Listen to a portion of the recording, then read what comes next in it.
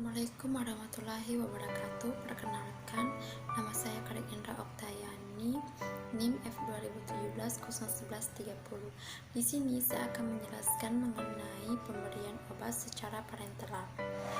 Penggunaan parenteral digunakan untuk obat yang absorpsinya buruk melalui saluran cerna, dan untuk obat seperti insulin yang tidak stabil dalam saluran cerna.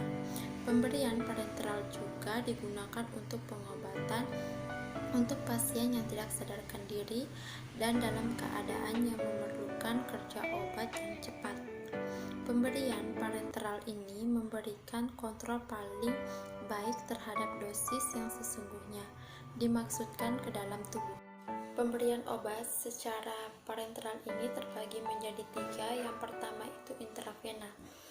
Suntikan intravena adalah cara pemberian obat parenteral yang sering dilakukan untuk obat yang tidak diabsorpsi secara oral. Sering tidak ada pilihan. Dengan pemberian intravena, obat dapat menghindari saluran cerna. Oleh karena itu, menghindari metabolisme fast oleh hati. Rute ini memberikan suatu efek yang cepat dan kontrol yang baik sekali atas kadar obat dalam sirkulasi.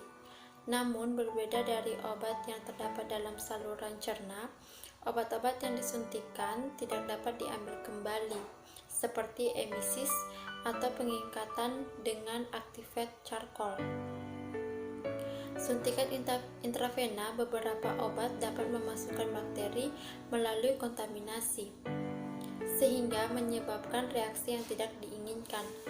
Karena pemberian terlalu cepat, sehingga obat dapat dengan konsentrasi tinggi sehingga masuk ke dalam plasma dan jaringan-jaringan. Oleh karena itu, kecepatan infus harus dikontrol dengan hati-hati. Perhatian yang sama juga harus berlaku untuk obat-obat yang disuntikan secara intraarteri. Kedua yaitu intramuskular. Obat-obat yang diberikan secara intramuskular dapat berupa larutan dalam air, preparat khusus, sehingga beberapa suspensi obat dalam vehikulum non-aquas seperti etilen glikol, absorpsi obat dalam larutan cepat, sedangkan absorpsi preparat atau preparat depo berlangsung lambat setelah vehikulum berdifusi keluar dari otot. Obat tersebut mengendap pada tempat suntikan, kemudian obat melarut perlahan-lahan memberikan suatu dosis sedikit demi sedikit untuk waktu yang lebih lama dengan efek terapeutik yang panjang. Suntikan subkutan ini mengurangi risiko yang berhubungan dengan suntikan intramuskular. Contohnya itu pada sejumlah kecil epinefrin yang kadang-kadang dikombinasikan dengan suatu obat untuk membatasi area kerjanya. Epinefrin ini bekerja sebagai vasokonstriktor lokal dan mengurangi pembuangan obat seperti lidokain dari tempat pemberian.